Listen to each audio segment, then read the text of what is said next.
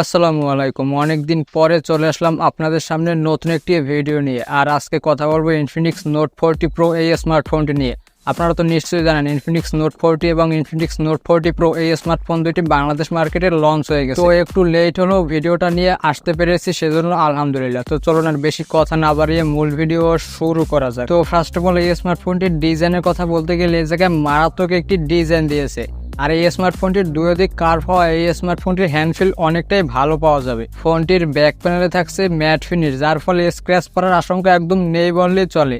আর এই স্মার্টফোনটির ক্যামেরা বাম্পের কথা বলতে গেলে ইনফিনিক্স নোট 30 প্রো এর মতো সিমিলার ডিজাইন থাকছে, তবে ক্যামেরা বাম্পটা একটু বড় করা হয়েছে। আর এই স্মার্টফোনটির ব্যাক প্যানেলে থাকছে বড় একটি রিং লাইট, যার মধ্যে বিভিন্ন লাইট খেলা করতে দেখা যাবে। সেই সঙ্গে এই স্মার্টফোনটির ফ্রন্টে থাকছে ফুল ভিউ ডিসপ্লে, যার টপে থাকছে ছোট্ট একটি পাঞ্চল। হ্যাঁ, এই জায়গায় পাঞ্চলটা অনেকটাই ছোট। তো এই সব কিছু নিয়ে এই স্মার্টফোনটির ওয়েট 190 গ্রাম এবং থিকনেস করা হয়েছে 8.1 মিলিমিটার। তো এই জায়গায় ফোনটি বেশ পাতলাই বলা যায়। আর কার্ভ ডিসপ্লে হওয়ার কারণে হ্যান্ডফিলও অনেকটাই ভালো পাওয়া যাবে। এছাড়া যাবতীয় পোর্টস এন্ড বাটন সবগুলোই অ্যাভেলেবেল থাকছে এই স্মার্টফোনটিতে। তো এবারে ফোনটির ডিসপ্লের কথা বলতে গেলে ফোনটিতে থাকছে 6.78 ইঞ্চের একটি অ্যামোলেড ডিসপ্লে, যার রেজুলেশন ফুল এইচডি প্লাস অর্থাৎ 1080x2436 পিক্সেল এবং পিপিআই হিসেবে থাকছে 393 পিপিআই। তো এই জায়গায় ডিসপ্লেটাও বেশ ভালোই বলা যায় বাজেট বিবেচনায়। আর ডিসপ্লেটির সিন এবং বেজেলও আমার কাছে বাজেট বিবেচনায় একদম ঠিকঠাকই মনে হয়েছে। এই জায়গায় স্ক্রিন টু বডি রেশিও করা হয়েছে 89.8%, যেটা আমার কাছে একদম ঠিকঠাক মনে হয়েছে এই বাজেটে।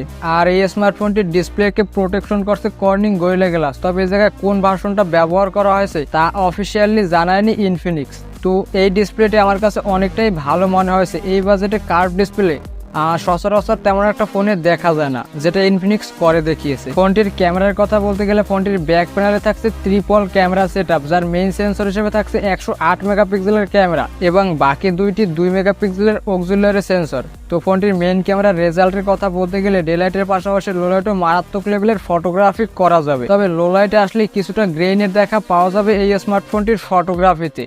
প্রচুর পরিমাণে লাইটিং কন্ডিশনে বেশ ভালোই ফটোগ্রাফি করা যাবে। আর এই স্মার্টফোনটির মেইন ক্যামেরা দিয়ে সর্বোচ্চ 3x লসলেস জুম করে ছবি তোলা যাবে। আর এই 3x লসলেস জুম করে ছবি তুললে ছবির কোয়ালিটি ভালোই থাকবে, এইটা তারা দাবি করতেছে। এই স্মার্টফোনটির মেইন ক্যামেরা দিয়ে সর্বোচ্চ ভিডিও রেকর্ড করা যাবে 2K 30 fps এ, তবে এই জায়গায় 2K 60 fps এর অপশনটা দিলে আরো অনেকটাই ভালো হতো। কিন্তু আপনি এই জায়গায় যদি 1080p ভিডিও রেকর্ড করেন তাহলে সর্বোচ্চ 60 fps পর্যন্ত পাবেন। ফোনটির ফ্রন্টে থাকছে 32 মেগাপিক্সেলের একটি সেলফি ক্যামেরা, আর এই সেলফি ক্যামেরাটা দিয়েও বেশ ভালোই সেলফি তোলা যাবে। যারা কিনা সেলফি লাভার আছেন তাদের জন্য তেমন একটা খারাপ হবে না এই স্মার্টফোনটি। ফোনটির সেলফি ক্যামেরা দিয়ে সর্বোচ্চ ভিডিও রেকর্ড করা যাবে 1080p 60 fps এ, যেটা আমার কাছে বেশ ভালোই মনে হয়েছে এই বাজেট সেগমেন্টে। এবারে এই স্মার্টফোনটির পারফরমেন্সের কথা বলতে গেলে ফোনটি আউট অফ দ্য বক্স থাকছে অ্যান্ড্রয়েড 14 বেসড অন XOS 14। আর এই জায়গায় XOS 14 অনেক কাস্টমাইজেশনের সুবিধা থাকছে। গেল বছরের ইনফিনিক্স নোট 30 প্রো এর থেকে অনেকটাই ভালো এক্সপিরিয়েন্স পাওয়া যাবে এই স্মার্টফোনটি থেকে। এই স্মার্টফোনটিতে চিপসেট হিসেবে থাকছে মিডিয়াটেক ডাইমেনসিটি 7020, যেটা কিনা 6 ন্যানোমিটার ফ্যাব্রিকেশনে তৈরি করা অক্টাকোর প্রসেসর। আর এই প্রসেসরটির clock speed 2.2 GHz Cortex A78।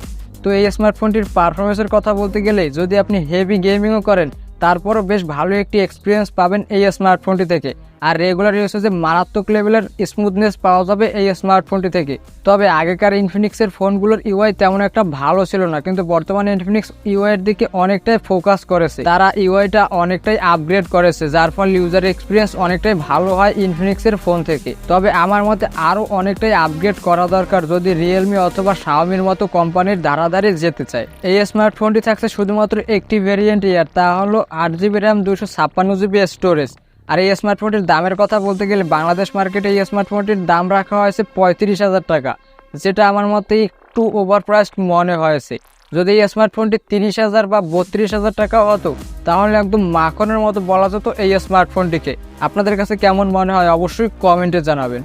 এই স্মার্টফোনটি যথেষ্ট পাতলা হওয়া সত্ত্বেও এই জায়গায় থাকছে 5000 mAh এর একটি হিউজ ব্যাটারি। আর এই স্মার্টফোনটির আরেকটি বিশেষত্ব আছে, তা হলো এই স্মার্টফোনটিতে করা যাবে ওয়্যারলেস চার্জিং। আর সেই ওয়্যারলেস চার্জারটা ফোনের বক্সেই পেয়ে যাবে, যেটা কিনা 20 ওয়াট সাপোর্ট করে। আর এই 20 ওয়াট ওয়্যারলেস চার্জিংটা অনেকটাই ইমপ্রেসিভ মনে হয়েছে আমার কাছে এই বাজেট সেগমেন্ট। ফোনটির সিকিউরিটির কথা বলতে গেলে ফোনটিতে থাকছে ইন ডিসপ্লে ফিঙ্গারপ্রিন্ট সেন্সর, যেটা কিনা যথেষ্ট ফাস্ট অ্যান্ড একুরেট মনে হয়েছে আমার কাছে। তবে এই জায়গায় ইন ডিসপ্লে ফিঙ্গারপ্রিন্ট সেন্সরের পজিশনটা অনেকটা নিচে হয়ে গেছে, আর একটু উপরে হলে ভালো হতো। যাদের কিনা ছোট হাত তাদের জন্য একটু কষ্ট হবে এই স্মার্টফোনটি আনলক করতে। তো এই ছিল ইনফিনিক্স নোট 40 প্রো এই স্মার্টফোনটির ফুল স্পেসিফিকেশন। আপনাদের কাছে এই স্মার্টফোনটি কেমন মনে হয় অবশ্যই কমেন্টে জানাবেন। সো এই ছিল আজকের ভিডিও। আমার ভিডিও যদি আপনার কাছে ইনফরমেটিভ অ্যান্ড হেল্পফুল মনে হয়ে থাকে তাহলে ভিডিওতে একটি লাইক দিয়ে চ্যানেলটি সাবস্ক্রাইব করে রাখবেন। আজকের মতো বিদায় নিচ্ছি, টেল দেন, আল্লাহ হাফেজ।